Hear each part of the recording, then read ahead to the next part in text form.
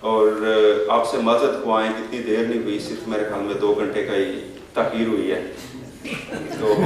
ہم اس سے زیادہ کچھ نہیں کر سکتے، لیکن پھر بھی معافی مانگ سکتے ہیں اور کچھ ہو نہیں سکتا۔ اور سب سے پہلے میں دعوت دیتا ہوں صدر تحریک اردو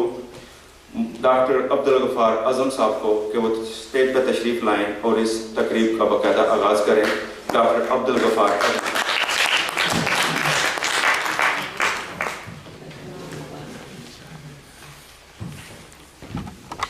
آج مشاعرے کی نظامت محترم شفیق مراد صاحب کریں گے، اور اس کے بعد میں اسٹیج چھوڑ دوں گا اور وہی باقی شعراء کو بلائیں گے۔ محترم جناب شفیق مراد صاحب۔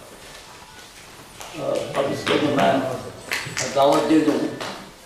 صدر مشاعرہ ہمارے مہمان پاکستان سے تشریف لائے ہیں، نامور شاعر انعام یافتہ ڈاکٹر خالد جاوید جمال صاحب صدارت کی درخواست کرتے ہیں۔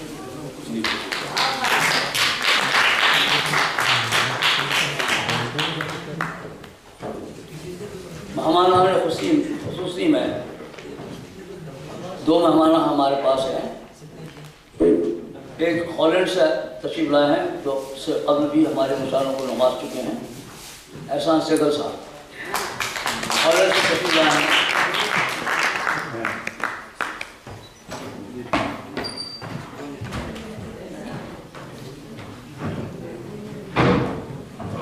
مہمان صاحبہ سازیہ نورین وہ پہنچ چکی ہیں ایئرپورٹ سے اور ٹیکسی پر یہاں پہنچنے والی ہیں، تو وہ بھی ہماری مہمان دون ہیں۔ اور اسٹیج کے بعد ہم یہ ہے کہ پھر ہم یہ کام سپرد کرتے ہیں اپنے لازم کے ذمے، اور اس سے پہلے میں 2-3 کلمات ادا کر دوں کہ ہم حسب معمول سامعین کو خوش آمدید کہتے ہیں، ان کا خیر مقدم کرتے ہیں اور لبیک کہتے ہیں کہ ہمیشہ کی طرح وہ مشاعروں کو نوازتے ہیں۔ مشاعرہ آج ہمارے اردو کلچر کا شان افتخار بنا ہوا ہے، اس لیے دیکھیں کہ آج اردو کی تقریبات کی جان جو ہے وہ مشاعرہ ہے، مشاعرے کی جان غزل ہے، اور اس طرح اگر جان مشاعرہ ہے تو غزل ہے۔ دیکھتے ہیں کہ اگر اردو کا تحفظ کے لیے جہاں بہت سے ذرائع وسائل کی ضرورت ہے، اولا علمی اور ادبی اعتبار سے مشاعروں کو تقویت پہنچانا یہ ہے کہ غزل کو آپ زندہ رکھیں گے، اور غزل جو ہے ہمارے کلچر کی سب سے ایک بڑی اردو جو کہ جسے ہم اردو کلچر کہتے ہیں، اس کی بڑی پہچان ہے، اس کی جان ہے، اس کی روح روا ہے۔ اس لیے اور ہمیں خوشی ہے کہ دنیا میں مشاعرے ہی اردو کو زندہ رکھنے اور من والے ہیں، اس میں کوئی شک نہیں۔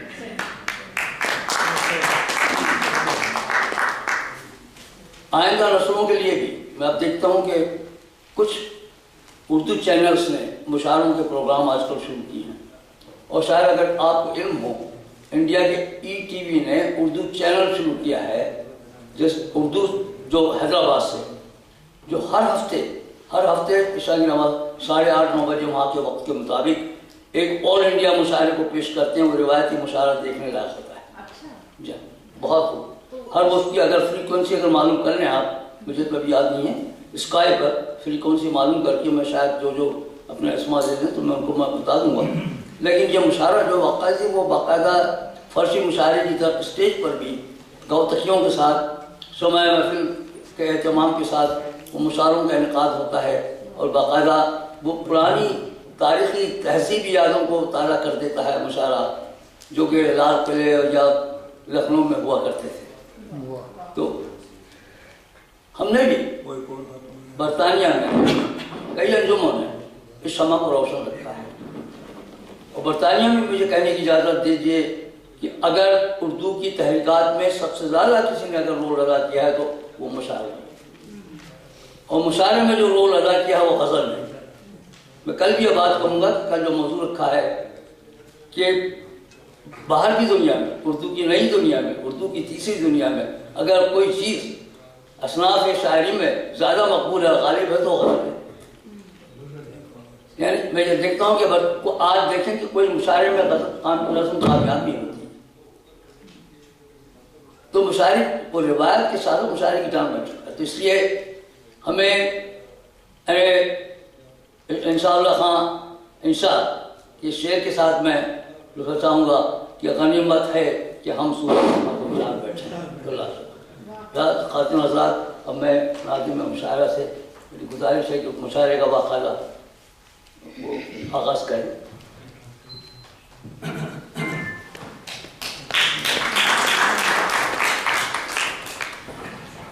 معزز خواتین و حضرات،